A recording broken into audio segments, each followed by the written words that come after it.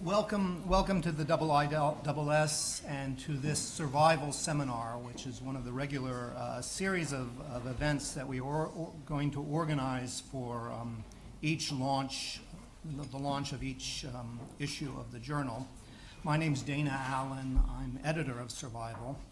I would say all survival articles are important and interesting, but we're here to discuss one that may be even more important and interesting than usual. It's already received a great deal of press and media attention.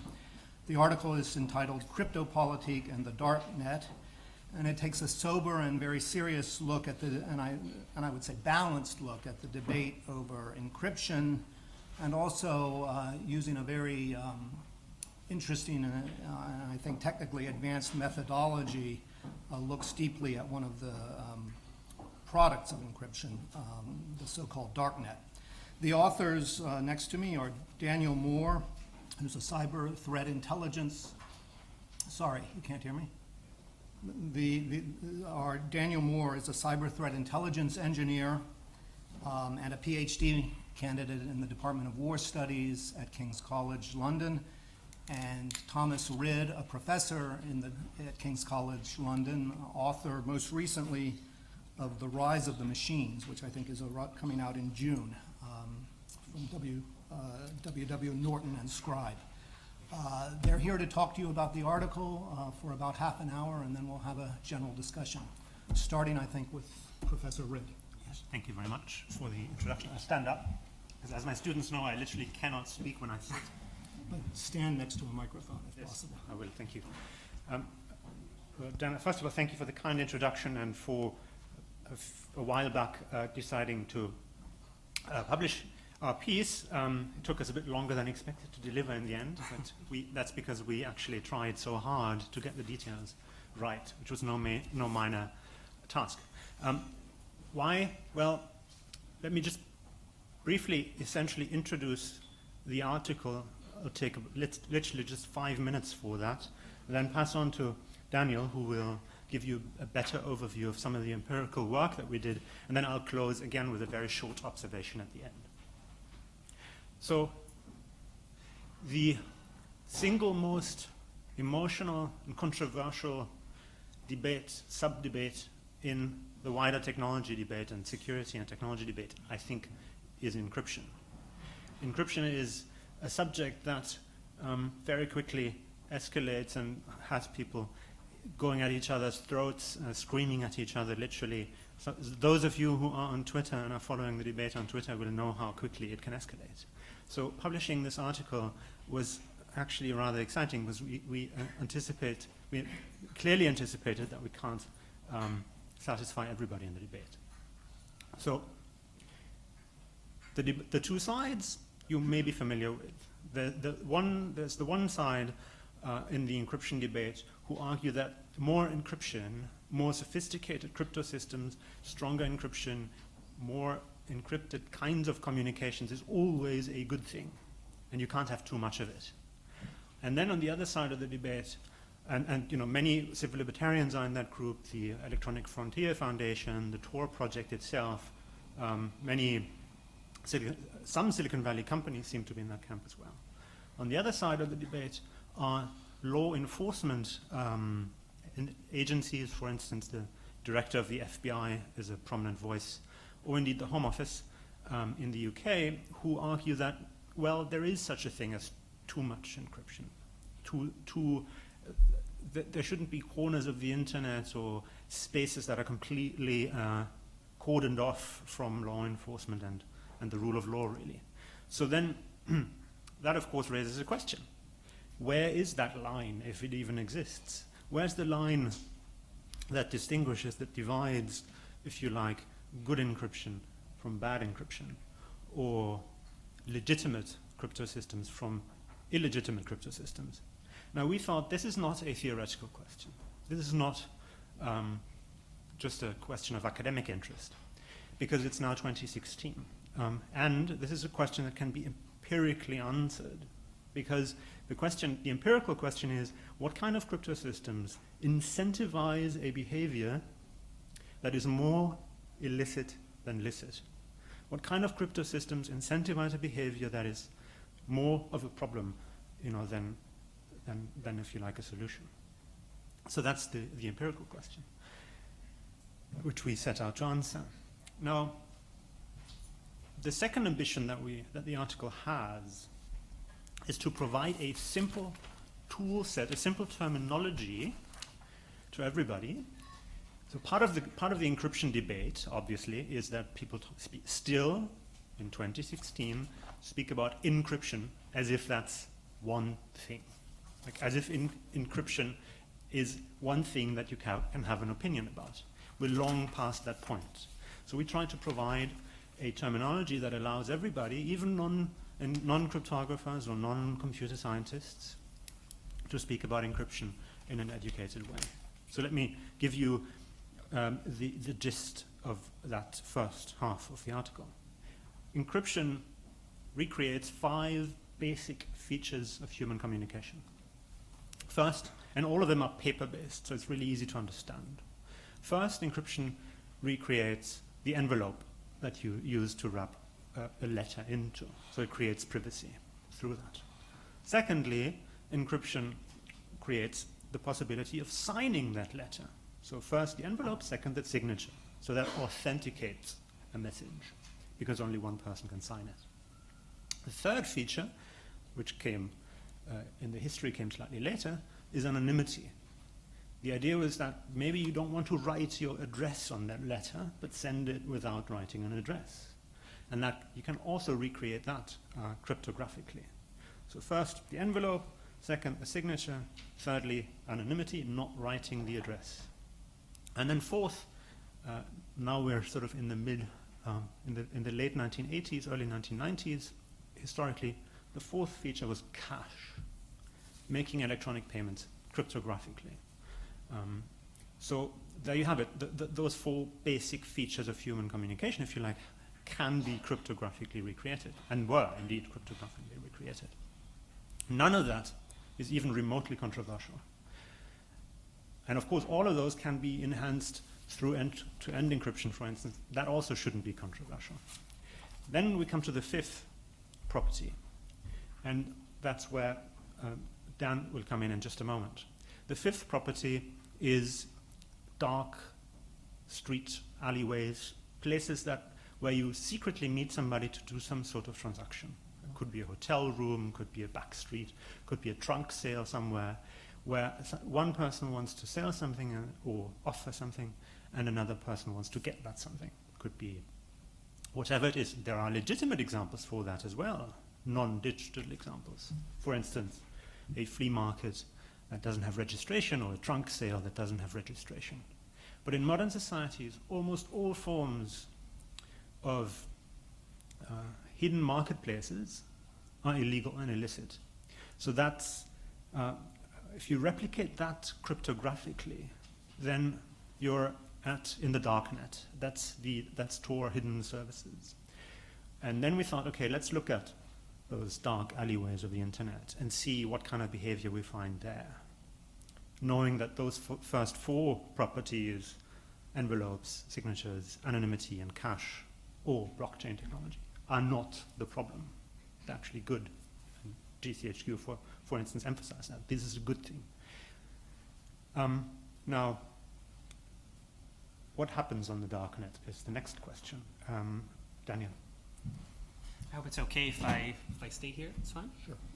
So, thank you, Thomas, and thank you, Dana, for having us. I think one of the main goals that we had setting forth in this research is peeling away so many layers of ambiguity. We chose the Tor platform, which is a lot more diverse than a lot of people give it credit for, because it is that controversial, because it sits smack in the middle of this encryption debate that Thomas mentioned. It is used for a great deal of many things, but it earns the reputation for only a few of those. And because of that, we thought it would be a great idea to kind of delve into that platform, really peel away all the different layers and see what's inside, what is the content that is actually hosted within that network, that very content which gives its notoriety today. So that first layer of anonymity ambiguity that we attacked was the difference between the larger Tor network, the actual project, the architecture which it relies on, all those nodes around the world that people connect to and bounce their traffic to stay anonymous, the most common use is that, the Tor browsing, not hosted content within the network, but rather just people using the Tor project to connect to conventional content around the internet, which may have been blocked somewhere. And you see this around the world. We've seen this play even a key role in some revolutions. We've seen this in Egypt and Syria. We see this continuously in Iran. And you also see the government backlash for the use of that kind of technology. So the first disambiguation that we need to do is we have to draw the difference between the wider Tor project, the Tor browsing, and what we call hidden services, which is that content which is hosted within the network. They use the same infrastructure, the same architecture, but they are definitely distinct in the way that they work. So, having done that, we started then looking at what portion do hidden services take out of the larger network. And both research from the Tor project itself, previous empirical research to try to adopt different perspectives for looking at Tor, it all came to the same conclusion that those hidden services are in fact a rather minuscule part of the larger Tor project. They're about 3 to 5% of the traffic. And yet somehow they gain all the attention.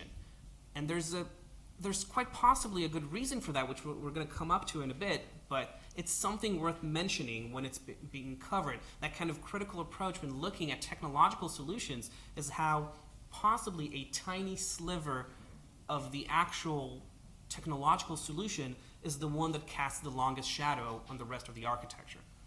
So having said that, we did choose to look at hidden services because that is the part that is most controversial. And the way we chose to go about it is we wrote some code that was designed to delve into that network and grab as many websites hosted within that are reasonable for the average user to eventually find. And that is also a distinction worth making. The way the architecture is built, it's quite impossible to, at any given moment, grab a complete snapshot of all that there is to offer.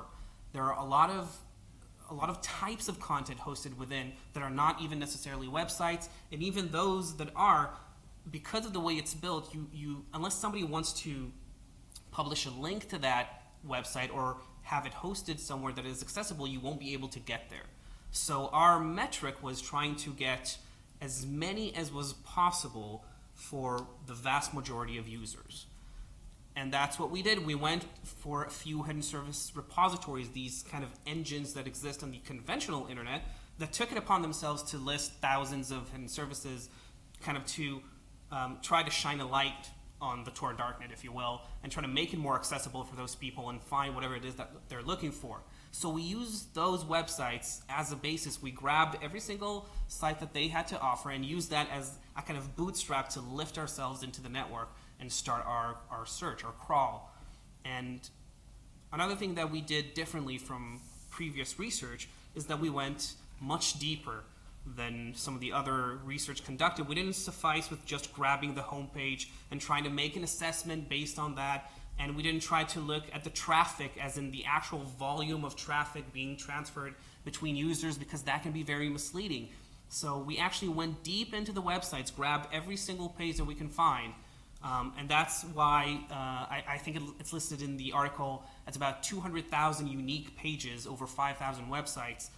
That's a significantly deeper outlook than most of the other projects have adopted so far. And what we did with all of these, we basically attempted to classify them into one of several topical categories. And these categories were, for the most part, declared a priori because we were familiar with the kind of content that we were expecting to find. And we adopted the harshest of measures in order to classify something into a given category. As in, our instinct was actually to give the benefit of the doubt to most websites. So if we saw a website that was primarily not illicit, but had some illicit content on a limited scale, but the overwhelming tone of the website was okay, we gave it the other category, which is, as you can see, one of the most prominent categories in our corpus. But the process was had multiple phases in which we tried to take this data and turn it into something that is accessible and easily to look. So we saw quite a few things in there. First of all, you see content in a lot of languages. It's not just English. You see quite a bit of Russian. You see Portuguese. You see some Arabic. You see many languages. You see a lot of French as well and German. So one of the challenges was, and you see different types of content as well. So one of the main challenges was taking all those very different websites and turning them into a single unit of measure that I can compare against. So that was a great deal of our initial research, compiling the methodology that would allow us to standardize all the points of data within that network, because the variety is quite staggering. After that, it was about generating the correct algorithm that would give us the desired results. It's very easy to do something that would just spit out categories and you would assume that it's working correctly. And you can say, okay, this is about arms trade or this is about drug trade. What we wanted to do is be absolutely sure that we are representative of the categories that we're looking for, as in minimize the amount of false positives in our data set to the greatest extent that it was possible. So we labored quite a bit of time over that to generate the algorithm. I'm not going to go into that. A technical annex is available online for people who want to go deeper into the methodology. But our end result was a rather comprehensive engine that was capable of accepting external input from the Tor Darknet and make a reliable decision about the nature of that given website. And we didn't just suffice with grabbing one page. We looked at a maximum of 100 pages per each website, which means that we look at the predominant category. We don't just make snap decisions. This is one of the many layers we put in there to try and increase the level of certainty for each of those classifications, because we don't take our statements lightly. And as for the findings, as you can see in the piece, we found a large contingent of websites that were associated with illicit categories. And what we call illicit isn't just stuff that perhaps we don't like to talk about, like conventional pornography or even just websites talking about computer security. No, those were immediately classified into the other category. But what we're looking at is genuinely illicit content, one that is consensually illegal or illegitimate in the vast majority of Western governments today. And we're talking about financial fraud and illegal drug trade. We're talking about arms trade. Sometimes even there was human trafficking, and obviously some very troubling forms of illegitimate pornography. All of these were distinct categories that we were looking for. And we also find quite a bit, and this was one of the interesting findings, a lot of interesting communities were formed around illicit content. So we're not just talking about these transactional models, these marketplaces that often get the most coverage. You actually see a lot of small communities centered around some of these topics, because a lot of these people take the added security, take the added anonymity as a kind of a license to go beyond what they feel comfortable on the conventional internet. So you see so many really open and candid discussions about topics that you would never see elsewhere, at least not to that extent. I'm sure you can find some of it online, but the extent of it which we found was rather significant, and that was the social category. These online communities which focused on illegitimate topics, where people could share thoughts, they could share concerns, they shared thoughts of being persecuted for practices that society as a whole does not accept for them to do. And I thought that was one of our fascinating findings as well. And another interesting finding that we found was how much no content there was. If you look over the results, there are so many websites that just did not respond at all, or were empty, or were placeholder texts by somebody who started to put something there, but then decided that he doesn't have the time or the effort to put in it, or websites that were alive one day but were not alive the next. The entire dynamics of that network were so different than what we see in the conventional internet, and it really influences the perspective that you might have on it. Because if you take a deeper look at it, the inner dynamics of the Tor Darknet, of these hidden services, is so much different than what we see today. And that obviously influenced our findings. And when we try to take these findings and extrapolate them back into the debate, you can see that there's a lot to be said for considering ahead of time what your technology might be used for.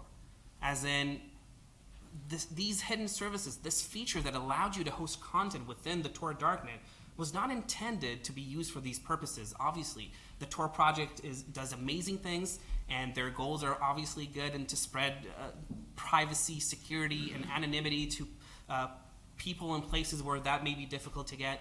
But having that feature warped beyond its original purpose, that's a result of how it was implemented, or how little thought was devoted into deciding how it may look. If you read over some of the Tor Project's original design articles, you can see that it was actually meant to, these websites were designed to be more resilient to external attacks, rather than be a hub for illicit communities or illegal content.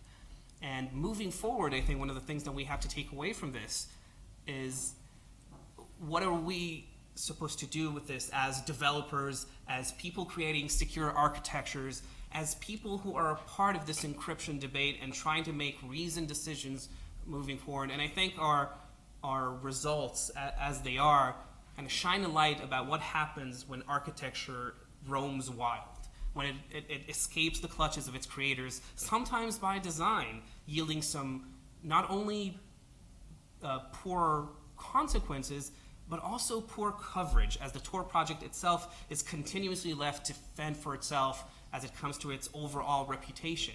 We're talking about 3% of the overall Tor Project that has to account for the rest of it. The vast majority of coverage that you see today is about these aspects of Tor. You hear about the websites, you hear about the marketplaces, you hear about the FBI busting this pedophile ring that they found in the Darknet, and there's a lot of trials going on in the United States about people who are arrested for these kind of things. And yes, that is very significant, and we're obviously not taking this lightly, and our findings are cast an important light on the nature of that part of the Darknet, and try to responsibly put it in the larger context. And I think I'll let Thomas tie us all back into that debate. Perfect. Thank you so much, Daniel. Let me take over where Daniel just stopped. That distinction between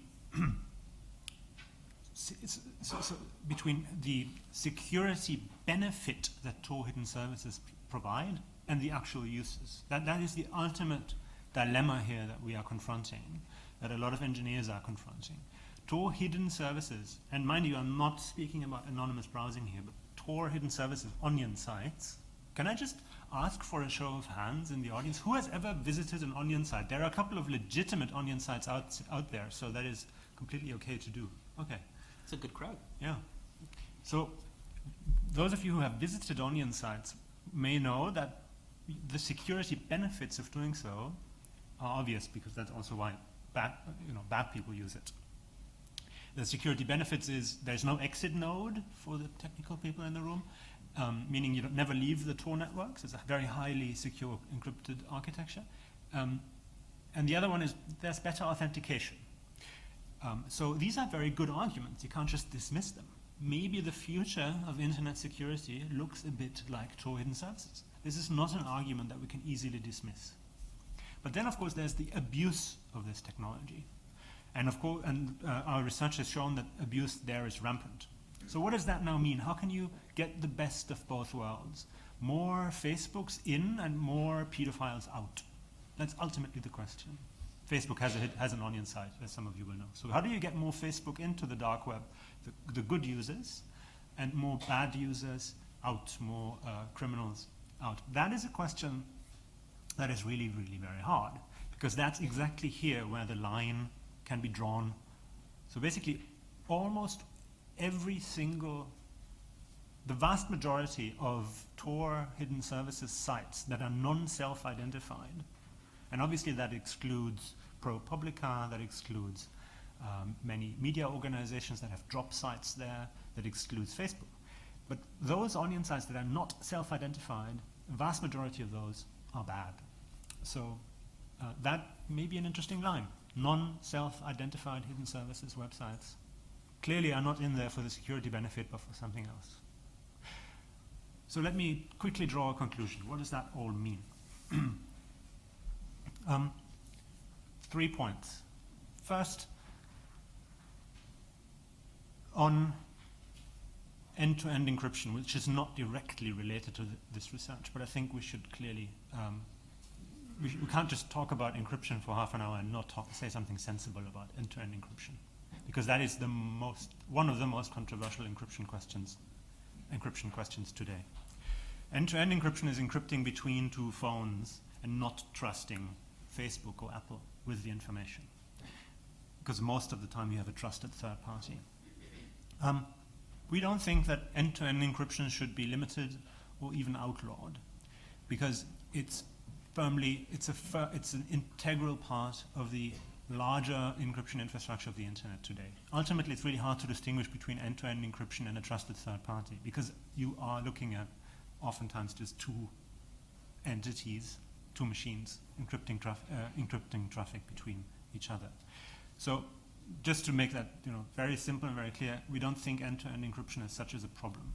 That means also that Section 189, sorry, I'm geeking out here now, Section 189 of the IP bill, of the draft IP bill, which asks for maintenance of capabilities when it comes to companies, I think is highly problematic. Those of you who are interested in the details of that statement, maybe you can read up on it.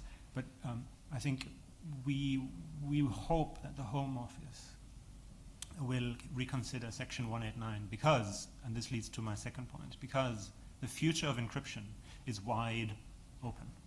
We shouldn't kid ourselves in the UK or in the US and think that we are settling the encryption debate. We are not settling the encryption debate. The majority of internet users today, globally speaking, are living in countries, China and Russia being the two largest markets, but India, of course, is also a huge market, but the debate there is slightly different, and it's also democracy. But the majority of internet users today live in countries that have yet to have an encryption debate. So we are, for better or worse, we are setting the precedents for other jurisdictions.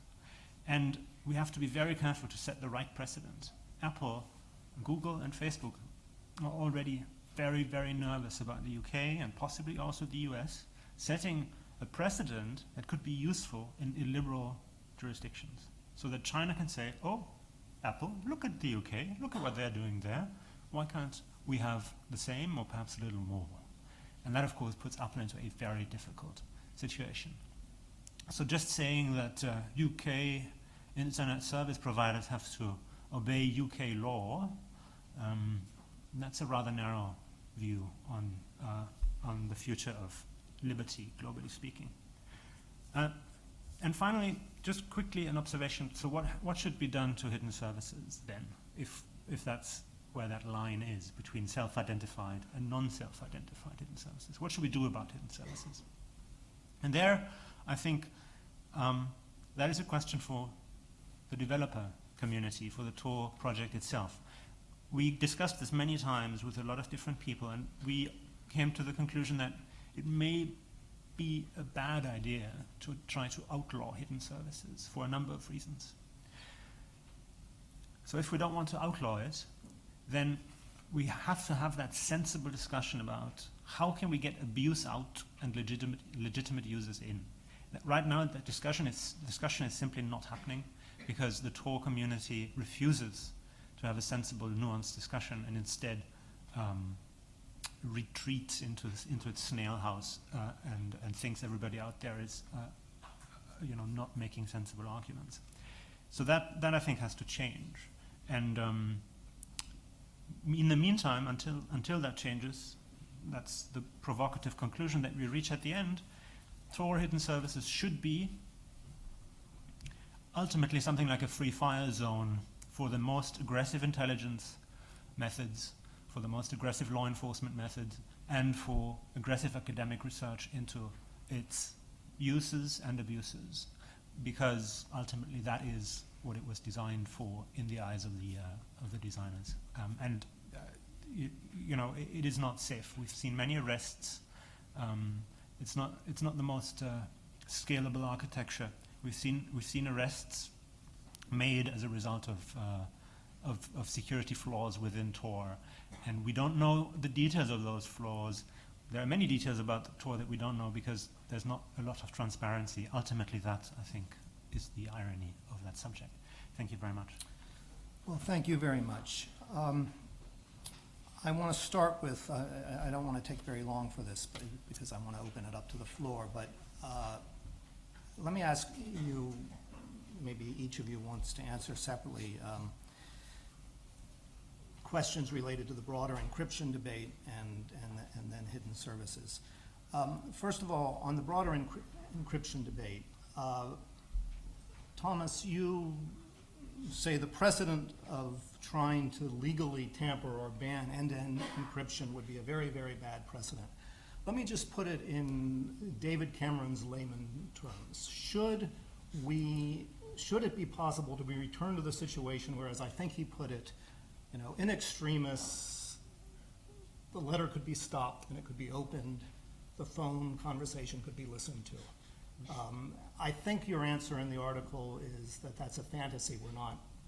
We can't return to that world. But anyway, that's my first question, to sort of put it on that in those very simple terms. On hidden services, it might be useful to, because not everybody's read the article, obviously, to give a tiny little history of the Tor project, to explain a little bit more about its purpose, its legitimate purposes, because I'm not sure, and in part of the discussion, I think we need to get into the question of what legitimate and necessary purposes could be lost if we try to solve the problems you're talking about. Can I ask you to very quickly respond to those before we Absolutely. open it up? So about Tor itself. So the Tor project started as a US government project designed to create a distributed anonymous network that would be accessible globally and would provide secure anonymous internet access to people worldwide. The core concept behind this, and the concept itself of onion routing, what's called layered encryption, which is what the Tor project relies on, it was a evolution of sorts from previously done research and some prototyping and pre-existing networks. The core concept behind that was to facilitate communication where it may be difficult. So the positive uses for this would be, of course, allowing dissidents to communicate with each other and the rest of the world, communicate perhaps atrocities coming out of their countries, to circumvent censorship where that may be too oppressive for the public interest, and also potentially in the early days to allow members of the intelligence community operating overseas to kind of be drowned in the rest of the traffic and not appear to be doing malicious things. So there are quite a few acceptable uses for Tor browsing as a concept, and there are even acceptable uses for hidden services as a concept. The concept of hidden services was a part of the original design, and as I briefly mentioned, it was intended to offer website hosting which would not be compromisable to the degree of that conventional websites are. As in, if you are writing up something controversial about what this country is doing or what's happening in that region, and somebody just wants to take you down, they would have a much harder time of doing so. So again, a concept that is, I'd say, admirable in its concept, but these have transitioned to something else. And I'll just say briefly about the, I'm sorry, what was your question about the encryption debate?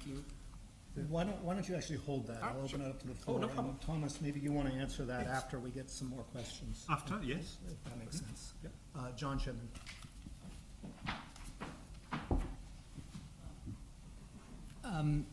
Professor Ridd, you mentioned that the draft investigatory powers bill needed in part to be looked at as the way it might set the precedent for how other illiberal countries might pass their own legislation that would make life complicated for Apple or Google or others. And let me turn that argument on its head, and also the corollary that you drew from that also on its head. It cannot be the purpose of the Home Office and of Theresa May to establish a legal context in the UK that, if perfectly copied by the People's Republic of China, would make it easy for Apple to engage in the People's Republic of China. My point being that you cannot expect the UK to have as its first and primordial interest ensuring that Apple remained a global company in 175 different jurisdictions. So I think you put high demands on the cosmopolitan perceptions of a national legislative process. The corollary you drew also is that if this were done in the UK, then other illiberal countries might make even more intrusive and complex demands on Apple, and therefore one shouldn't do it in the UK, because Apple then shouldn't reasonably be asked to do unreasonable things in China and Russia. And of course, the answer to that is that if in the UK there are extremely specific ways in which a judicial warrant is obtained, and the draft investigatory powers bill creates quite a complex legal ecosystem with 8 judges and other people having to corroborate the Home Secretary's decision-making process. That, if replicated in China, perfectly fine, but if not replicated in China, then Apple might have an answer to itself as to why it might not want to comply with a much more illiberal Chinese process. So what would you say to those 2 rebuttals to your position? Excellent. Thank you for these 2 arguments, extremely well taken and very eloquently made, in contrast to my argument, I suppose. So let me try again. This is not about China, obviously. This is about this is about liberty and setting a liberal a precedent that is ultimately one that is appropriate for one of the world's foremost liberal democracies. Full stop here. The problem is that it's unrealistic. The problem is that the suggestion is actually technically unrealistic, and this relates back to the question that Anna was asking about David Cameron. David Cameron's question: would it be okay to return to a situation where the letter can't be read anymore, the phone call not be intercepted anymore? Well, that question in a way doesn't matter, because it's already too late. The horse has bolted. We will never return to the situation where all telecommunication can be accessed by law enforcement. Why? Because there are crypto systems out there that nobody controls, and they've been out there for a very long time. In fact, they've been invented by governments, like in the UK and in the US, PGP being an example. If you have an open source crypto system, so for instance, Wicker is an example. Sorry, let me check the details on Wicker, but PGP would be an example. Tor would be an example. If you have an open source crypto system, you cannot present it with a warrant and say, hand over data on person X, because there is nobody you could present the warrant to. That's one problem. The other problem is there are companies, if you have companies in jurisdictions that are simply not cooperative, who provide communication services in encrypted form, then you can also not present them, realistically speaking, with a warrant. So the idea that that maintenance of capability could even be restored in principle is just technically unrealistic. It will not be possible to do that. In other words, you're creating a disadvantage for large American service providers, especially because they could potentially be coerced into changing their behavior. But many others couldn't, and crypto systems as such couldn't. So basically, by trying to coerce Apple, potentially trying to coerce Apple or Facebook or Google into changing their behavior, you're probably, to put it really equally bluntly, helping the terrorists. You're helping the criminals and helping the militants. Why? Because In response to such an attempt, more developers would be outraged and would rush to improve existing crypto systems, to make them safer, to make them easier to use, to make them accessible to more people, who would then communicate completely intransparent way for the government. Now, it's not as bad as I described the situation, because thankfully capitalism is coming to our help. Capitalism is coming to our help because the business model of Facebook and Google doesn't incentivize encryption because they sell us data. End-to-end encryption. You have to trust Facebook friend. There would be no more Facebook friends if all Facebook data would be encrypted. We don't want that. Yes, please wait for the microphone and identify yourself or not. Batuhan Albash, postgraduate student at King's College London. Thomas, you mentioned some aggressive methods related to intelligence and law enforcement. So in terms of these methods, do you think we will see a shift towards equipment interference and computer network exploitation rather than hopelessly trying to legislate on this encryption issue? Should I just quickly respond? Sure. Will we see a shift of techniques that are used away from bulk interception towards equipment interference? Yeah. As we have seen Yeah. last time with the FBI. Yeah. I think we're already seeing that shift. If you listen closely to what people in the intelligence community are saying, both in the UK as well as in the US, and I would always make a very sharp distinction between people in NSA GCHQ and people in the rest in the Home Office or the FBI. They have a very different approach, as you would expect. But GCHQ, Kieran Martin's recent statement in front of the Investigatory Powers Tribunal was extremely revealing. He very clearly stated there that encryption is a huge problem, has made bulk interception progressively harder. How much so is very difficult and controversial. But I think it's safe to say that the utility of bulk interception is slowly sloping down and down and down as a result of default encryption. As it's sloping down, the utility of targeted equipment interference is going up and up and up. So there's a shift happening, I think, in larger terms, which of course presents the NSA and GCHQ with unique skills and retooling, if you like, problems. Well, can you explain that a little further? So this retooling and new skills means what? I mean, at this point, it's very difficult to talk. I mean, there's not a lot of information on this on the public domain, so there's a degree of speculation, I say this openly. But doing equipment interference, exploiting vulnerabilities in systems, it doesn't scale as well as big data analytics that you get from bulk interception. So if you have to do more of that, basically you need to invest more labor, more skilled personnel into these kinds of operations. Okay. I'll just quickly add just 2 sentences that you'll probably see a shift towards getting to your targets on their end device rather than going for their traffic.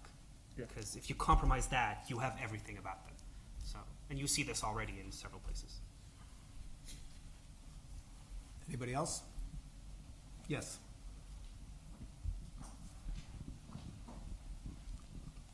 Thank you. Nicholas Horrell, a cyber threat intel analyst at HSBC. I'm interested to understand your kind of fingerprinting when you're doing your crawling of the dark web, whether you were also looking at kind of technical interactions on that network. So I think most of the research here has been describing the human interaction and the human communications elements. But it strikes me that there's such a high proportion of none categories. Are these command and control servers being used by malware? Those kind of more technical and automated interactions as well. So thank you. That's an excellent question. There is a lot of that there, but it was not the focus of our research. What you're talking about, command and control server for malicious software, which often uses Tor as well to Tor Hidden Services to remain hidden and persist, is because it's operating with a different protocol, it usually isn't hosted over those kinds of websites. So everything that we've seen in the Nun doesn't fall into that category. So the machine-to-machine stuff would usually not manifest as websites. There was a bit of that, but it was a pretty marginal component. Most of what we've seen in the form of websites was designed for humans to interact with. No other questions? Yes, here.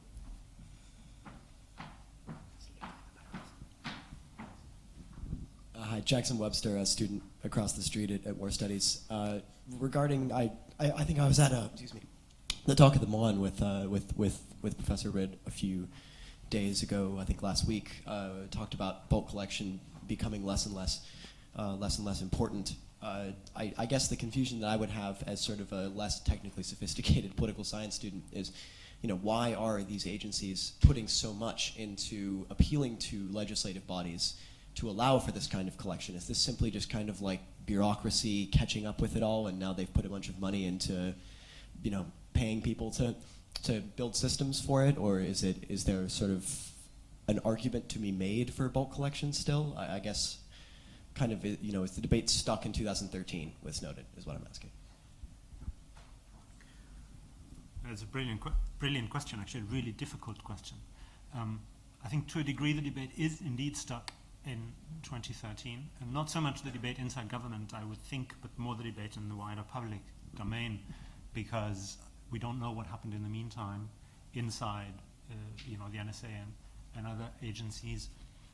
So many of the capabilities that were revealed are either revealed in a way that is just wrong, which get repeated in a way that is simply wrong. I mean, for those of you who have seen William Binney, the NSA defector and whistleblower, speak in the last 2 days in London, he's using the PRISM slide as if it's factual.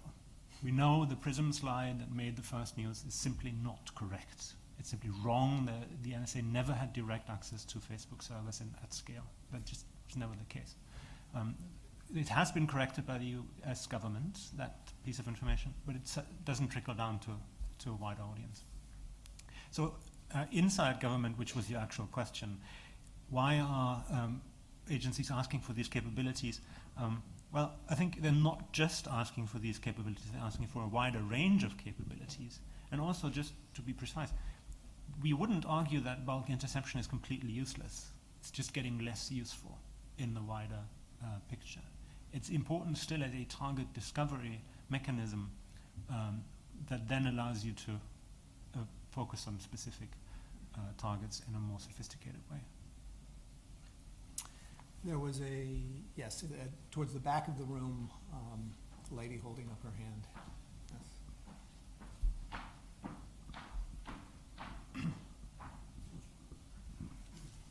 My name is Elizabeth Braun. Ordinarily, I'm a journalist, but right now I'm writing a book about East German intelligence. I was just curious, I think there was a gentleman earlier who asked about the equivalent of undercover policing on these websites.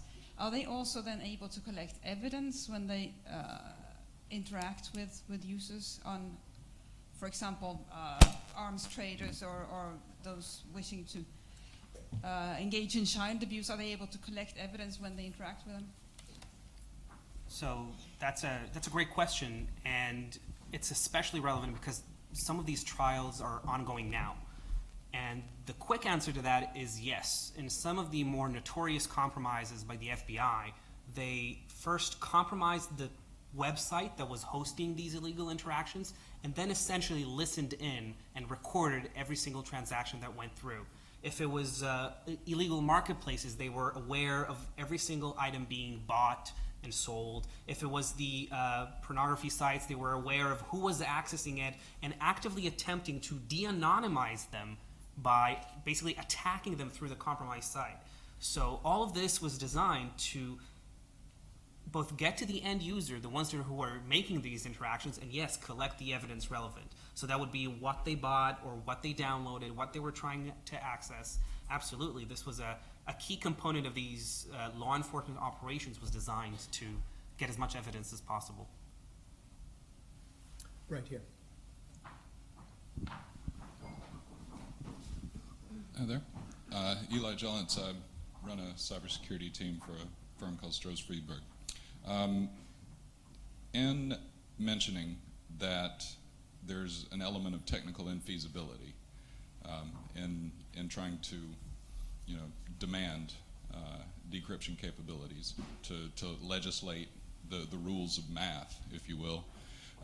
Let's say that some of the parliaments, congresses of the liberal democracies don't heed your suggestion and try to implement such legislation. What do you see as some of the consequences of that kind of failure?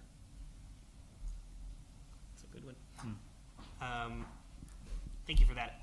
I'll just say that if companies are forced to introduce these backdoors, these possible taps, and I think this is what concerns a lot of the security community, those guys developing the products and the projects, a vulnerability essentially used by law enforcement can be used by other unauthorized entities.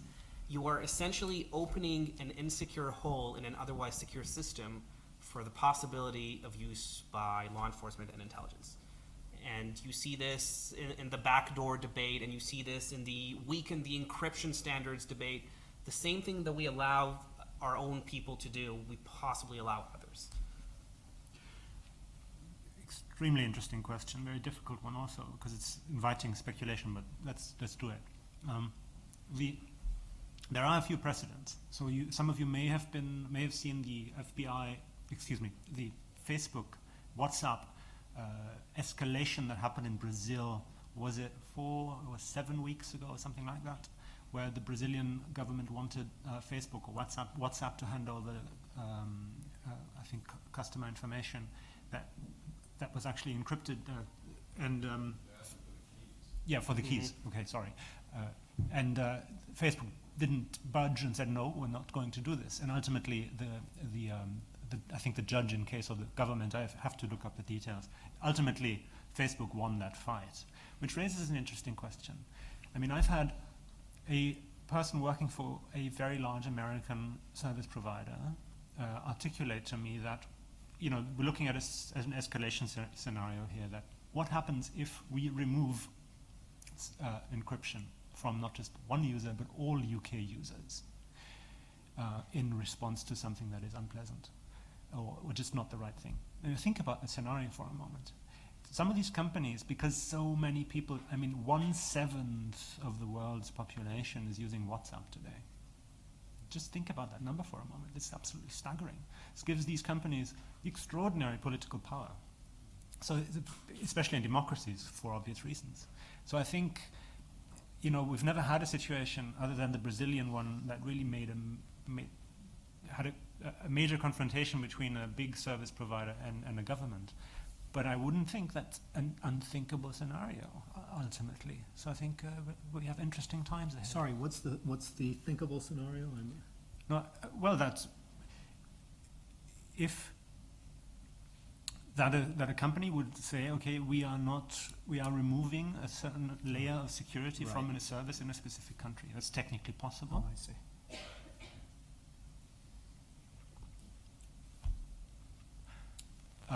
But still, that's an extreme scenario. Let me just briefly put that into perspective. I don't think this will happen anytime soon, certainly not in the UK. But we have to understand that it's not just a question of coercing or getting companies to change their behavior. If they can also change their behavior in a way that causes serious political problems for governments. And let me just add a final observation that doesn't really respond to any question, but I think it's an important one to make. We, in our research, of course, extracted, I think Daniel mentioned that, Daniel extracted textual information from the dark web only, no image files, because then we would have run into not just legal problems, but also psychological problems, quite frankly. So we didn't look at all these pictures. But that is not the case for many of the agencies in the UK. The National Crime Agency comes to mind first, but also GCHQ and certainly many police forces. They don't have the luxury of only extracting textual information. They actually have to hash these pictures, have to look at these pictures of horrible child abuse in extreme forms. And I think they very rarely even get, just even an ounce of credit for that. It's a very, very difficult job to do. and quite humbling. So I was really happy I never had to look at these pictures. So thank you. We have time for, I think, one more question, and then we should wrap up. Sorry, I'm Christy. I'm a cyber intel researcher. So I think the really interesting question, I think you made a great distinction in terms of Tor and the different directions of the Tor browser, which clearly has massive social benefits, not just for UK users, but for global users, actually better benefits for people outside the UK and other countries. And the issue we're getting with Tor Hidden Services. And I wonder if you could suggest potentially a different development path for hidden services. How could we actually make hidden services better? How could we make hidden services have a more useful social function? Obviously, we're trying to rule out here saying banning outright hidden services or using any very clumsy regulatory approaches. But can you suggest a better path forward on hidden services? What's technically feasible that could improve their social utility while at the same time preserving security for users? No, you did at least have a suggestion in the article, which I don't think you've repeated here. So why don't you say what you say in the article, at least, if you're still with it. So, yeah, thank you. That's a fantastic question, because we've been wondering about that ourselves. And I'll say that there is an ongoing debate now in the Tor community about where to take hidden services, and there's a draft running about how to reform the architecture. And even one of the Tor developers themselves published, along with a few other people, an article a little while ago in which he hinted that you can preserve and enhance the security and authenticity component of hidden services and maybe slightly minusculely compromise the anonymity, because that was not perhaps the all-prevailing desire. And what we're basically going for is perhaps reforming the architecture in a way that would allow for some self-identification more reliably. In which case you preserve the authentication part, the security part, and the anonymity of the users accessing it. But one possible solution would be to use a free HTTPS cert.